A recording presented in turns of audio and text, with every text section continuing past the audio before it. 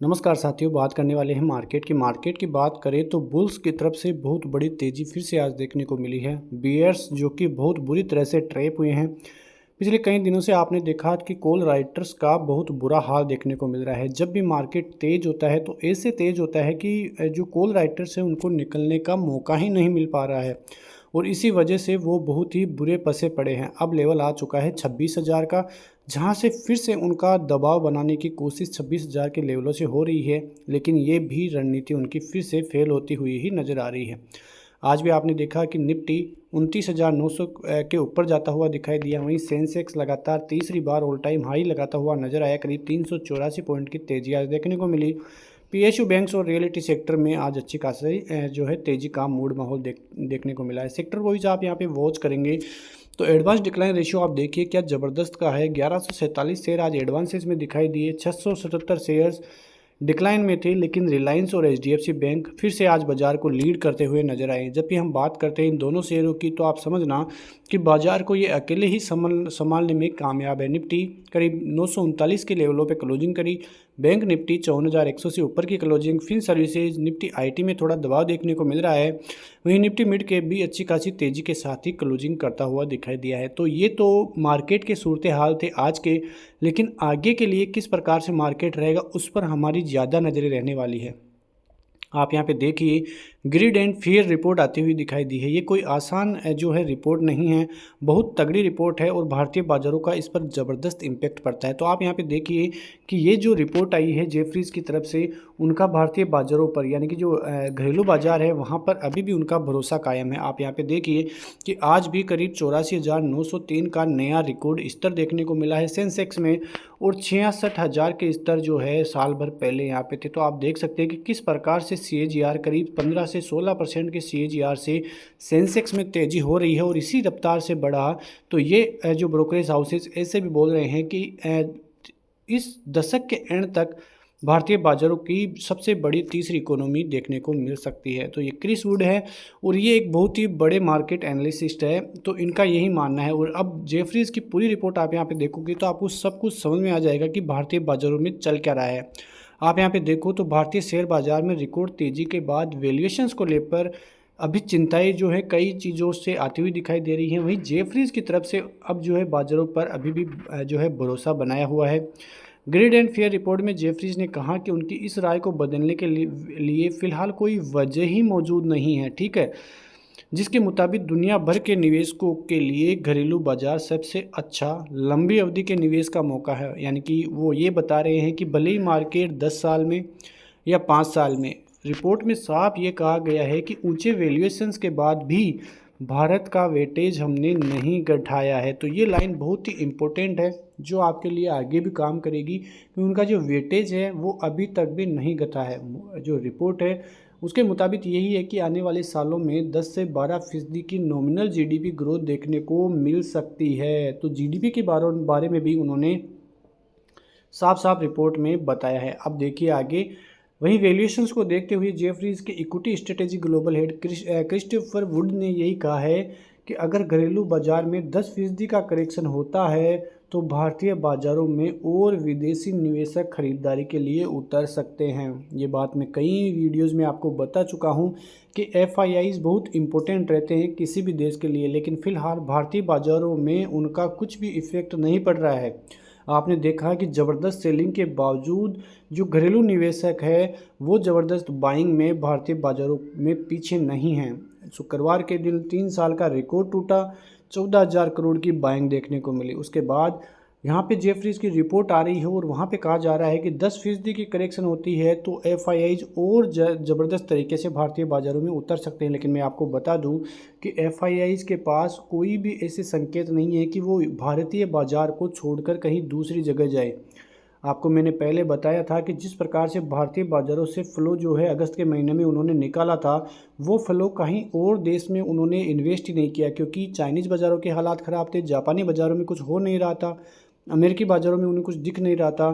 तो फिर से उनको लौटना पड़ा भारतीय बाज़ारों में और फिर से आपने देखा कि सितंबर में किस प्रकार से इन्वेस्टमेंट उन्होंने किया है। इस महीने तक एफआईआईज के केस मार्केट में ही 26,000 करोड़ रुपए की खरीदारी उन्होंने कर डाली है। आप यहाँ पे देखोगे तो अमेरिकी ब्याज दरों की कटौती हुई, उसके बीच सितंबर के महीने में ही भारतीय शेयर बाजार में करीब 33,700 करोड़ का निवेश जो है एपीआई की तरफ से देखने को मिल रहा है, जो कि एक बहुत बड़ा जो है निवेश है। 33,000 करोड़ तो सितंबर में है, लेकिन इस साल में 76,572 करोड़ की कैश में बाइंग जो है एपीआई करते हुए दिखाई दे रहे हैं। तो उनको भारतीय बाजारों में काफ़ी अच्छा मौका दिख रहा है। और जिस प्रकार से जेफरीज की रिपोर्ट आई है, आने वाले दिनों में फिर से उनका भरोसा भारतीय बाजारों पर बढ़ता हुआ ही दिखाई देगा। तो इस प्रकार से इस रिपोर्ट के अनुसार आप अनुमान लगा सकते हैं कि भारतीय बाजारों में किस गति से तेज़ी हो रही है, इसके पीछे का रीज़न क्या है, क्योंकि रीज़न बहुत स्ट्रॉन्ग है। ऐसे ही किसी देश में इतनी स्ट्रॉन्ग मूवमेंट नहीं आती है। यदि ऐसा ही होता तो चाइनीज़ बाज़ारों में भी ऐसी मूवमेंट होती, जापानीज़ बाज़ारों में भी ऐसी मूवमेंट होती, लेकिन नहीं, भारतीय बाज़ारों के हालात काफ़ी अच्छे हैं। जो नींव जो है वो भारतीय बाज़ारों की काफ़ी मजबूत है। यदि कोई भी करेक्शन आता है, जैसा कि उन्होंने भी कहा कि कोई भी करेक्शन आता है तो बहुत बड़ा निवेश का मौका भारतीय बाज़ारों में फिर से मिलेगा। अब आते हैं बाजार की स्ट्रेटेजी पर, आते हैं 26,000 की स्ट्राइक पर। कॉल पुट डेटा को आप देखोगे तो 26,000 पर जो डेटा है वो पुट राइटर्स अपने गिरफ्त में ले रहे हैं, यानी कि तेज़ी वाले करीब 16 लाख की पोजीशन आज एड ऑन किए हैं। पुट राइटर्स की तरफ से, यानी कि जो कॉल राइटर्स जो मंदी वाले हैं वो 7 लाख की पोजीशन ऐड किए हैं। कॉल राइटर्स करीब 70 लाख यहाँ पे हैं और पुट राइटर्स करीब 31 लाख यहाँ पे हैं, जो कि आज 16 लाख ऐड हुए हैं। तो काफ़ी अच्छी पोजीशंस जो है पुट राइटर्स यहाँ पे अपनी गिरफ्त में लिए हुए हैं। 26,000 का लेवल इसलिए स्ट्रॉन्ग है क्योंकि एक साइकोलॉजी लेवल है और यहाँ से बाजार में थोड़ा करेक्शन आ जाए तो कोई बड़ी बात नहीं है। लेकिन 26,000 का लेवल स्ट्रॉन्ग वॉल्यूम के साथ निकल जाता है, होल्ड हो जाता है, तो मानना कि आपको 27,000 के लेवल बहुत आसानी से मिल सकते हैं। 26,000 के लेवल हम पिछले एक महीने से बात कर रहे हैं, इस महीने के एंड तक 26,000 का लेवल आसानी से आ जाएगा और इस साल के एंड तक हो सकता है कि बाजार 27,127 के लेवल्स भी आपको दे दे। तो आप ध्यान से सुनिए 25,500 की बात। 25,500 और 26,000 के बीच का जोन काफ़ी इंपॉर्टेंट रहने वाला है, क्योंकि ऊपर से बाजार में जब सेलिंग प्रेशर बनेगा तो ये एक जोन आपको बचा सकता है। यहाँ पे आप देखिए करीब 86 लाख का पुट राइटिंग, यहाँ पे सबसे ज़्यादा पुट राइटिंग इसी लेवल पे है, जो कि आप जो ग्रीन कैंडल है वो देख सकते हैं यहाँ पे कि सबसे ज़्यादा पुट राइटिंग यहीं पे है। करीब 28 लाख कॉल राइटर्स है, उन्होंने आज अपनी पोजीशनें काटी है और पुट राइटर्स ने यहीं पे अपनी पोजीशनें एंड की है। तो आप अनुमान लगा सकते हैं कि किस प्रकार की पुट राइटिंग 25,500 के लेवलों पे है। फिर आते हैं 25,800 के लेवलों पे। 25,800 पे करीब 57 लाख पुट राइटर्स है, 48 लाख कॉल राइटर्स है और आज ही करीब 28 लाख जो है पुट राइटर्स ने अपनी पोजीशंस ऐड की हैं, यानी कि तेज़ी वालों ने अपनी पोजीशंस यहाँ पे ऐड की है, मंदी वालों ने अपनी पोजीशंस यहाँ से काटी है। तो यहाँ पे बहुत ज़बरदस्त लेवल 25,800 का भी सपोर्ट जोन काम कर सकता है। 25,900 का लेवल, जहाँ पे भारी टक्कर दोनों ही कॉल राइटर्स और पुट राइटर्स में है। पुट राइटर्स आज 36 लाख की पोजीशन यहाँ पे ऐड हुई है, सबसे ज़्यादा पोजीशन ऐड हुई है, तो वो लेवल है 25,900 से। 25,700 और 800 से ट्रांसफ़र होके पुट राइटर्स अब 25,900 के लेवलों पे अपनी पोजीशंस बनाए हुए हैं। वो चाह रहे हैं कि बाज़ार में 26,000 का जोन आसानी से पार हो जाए और फिर ऊपरी लेवल 26,000 के ऊपर हमें देखने को मिले। यहाँ पे आप चार्ट को देखोगे तो आपको सब कुछ समझ में आएगा कि शुक्रवार के दिन जो रैली हुई थी उसके बाद आपको यहाँ पे दिख रहा होगा कि किस प्रकार की तेज़ी भारतीय बाज़ारों में बनी है। आप यहाँ पे देखोगे तो आपको यहाँ पे दिखेगा कि तेज़ी हुई, इसके बाद जो गिरावट हुई थी, जो मैंने आपको बताया भी था कि यहाँ पे ऑपरेटर्स का खेल हुआ था 25,800 पे और उन्होंने तगड़ा मुनाफा बांधा था। उसके बाद फिर रिवर्सल हुआ और बाज़ार में अच्छी खासी क्लोजिंग देखने को मिली थी 800 से ऊपर। आज फिर से बाज़ार में एक तेज़ी हुई, 930 तक बाज़ार गया और उसके बाद फिर बाज़ार ने थोड़ा डिप देके, यानी कि इंट्राडे में कुछ नहीं मिला आज लोगों को, लेकिन जो लॉन्ग टर्म निवेशक है जहाँ पे इन्होंने इन्वेस्टमेंट किए हुए थे उन्होंने काफ़ी अच्छा पैसा फिर से आज छापा है। अच्छी खासी तेज़ी के साथ ही क्लोजिंग देखने को मिली है। अब यदि कल भारतीय बाज़ारों में ये जोन मिलता है तो ये जोन आपको ट्रैपिंग जोन होगा और ये ट्रैपिंग जोन कहाँ से होगा, 26,050 से लेके 25,950, यानी कि ये जो 70 पॉइंट की जो लेवल्स है यहाँ पे ट्रैपिंग जोन आपका है, यानी कि 26,000 का लेवल टूटता भी है और यदि थोड़ा सा ऊपर जाने के बाद आपको बाजार ट्रैप कर सकता है। तो कल इस बात पे आप नज़र रखिए, ये जो जोन है इसको स्ट्रॉन्ग वॉल्यूम के साथ यहाँ पे यदि ऊपर टिक जाता है 26,050 के ऊपर, तो आप मानना कि बाज़ार में एक लंबी तेज़ी है, वरना बाज़ार आपको यहाँ से ट्रैप कर सकता है 26,100 से 25,950 का लेवल। ये 100 से 125 पॉइंट की जो रेंज है वो आपको थोड़ा ट्रैप कर सकते हैं। तो यहाँ पे आपको यदि लेना भी है तो आप यहाँ पे 25,900 के नीचे अपना स्टॉप लॉस रख के आप एड ऑन कर सकते हैं पोजीशन, वरना आपको ये लेवल्स ट्रैप करते हुए दिखाई देंगे, क्योंकि यहाँ से फिर से सेलिंग प्रेशर बना, फिर यहाँ पे आई और यहाँ पे सेलर्स बाज़ार को ऊपर जाने ही नहीं दे रहे। अब यदि कल एक भारी गैपअप हो और गैपअप के साथ होल्ड करने के बाद बाज़ार ऊपर जाए तो कोई बात होगी और अच्छी खासी रैली, फिर 27,000 का जोन की तरफ बाज़ार बढ़ता हुआ दिखाई देगा।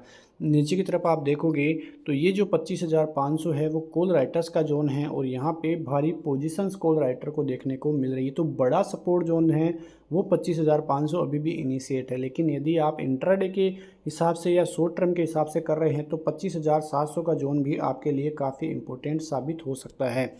अब यहाँ पे आप देखिए कल की रणनीति किस प्रकार चलेगी। यदि कल 26,000 के ऊपर बाज़ार निकलता है कैसे भी और स्ट्रॉन्ग पोजीशन यहाँ पे रहती है, 15 से 20 मिनट होल्ड करता है और फिर ये जोन तोड़ता है, तो आप ऊपर की तरफ की जो है 26,100 26,170 तक के टारगेट आपको देखने को मिल सकते हैं ऊपर की तरफ।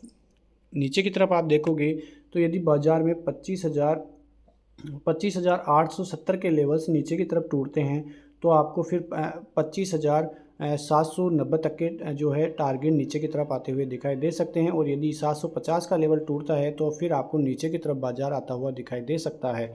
तो ये रणनीति कल के लिए आप देख सकते हैं। बैंक निफ्टी की बात करें तो बैंक निफ्टी का जो है अब मामला 55,000 की तरफ का दिख रहा है, क्योंकि आज भी स्ट्रॉन्ग बाइंग बैंक निफ्टी में देखने को मिली थी। जहाँ पे आज बैंक निफ्टी की ओपनिंग हुई वहीं से थोड़ा नीचे आया, 750 के लेवलों पे आया जो कि एक एंट्री जोन था बाई ऑन डिप्स का। उसके बाद सीधी रैली देखने को मिली है। यहाँ तक फिर से बाजार ने करेक्शन होने की कोशिश की, लेकिन फिर से ज़बरदस्त तेज़ी के साथ 54,200 का लेवल आज आता हुआ दिखाई दिया है।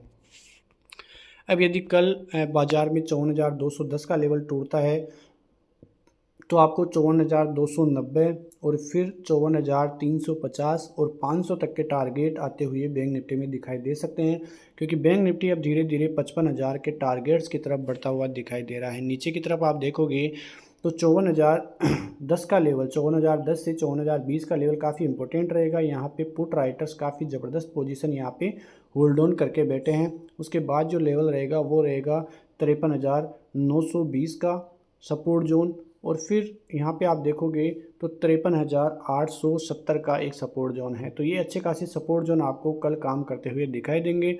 ऊपर की तरफ भी काफ़ी अच्छे लेवल्स आपको आते हुए दिखाई दे सकते हैं। तो जो स्ट्रॉन्ग है मूवमेंट वो बैंक निफ्टी में अभी भी इनिशिएट है, आने वाले दिनों में भी काफ़ी अच्छी तेज़ी देखने को मिलती है। तो ऐसे वीडियोस के साथ शाम वाला वीडियो भी आप हमारा देखिए, काफ़ी अच्छा रहेगा, जहाँ पे अच्छे खासे टारगेट्स और स्टॉप लॉस आपको दिखाई देंगे। तो इसी के साथ मिलते हैं नेक्स्ट वीडियो में, तब तक के लिए नमस्कार, जय हिंद, जय भारत, वंदे मातरम।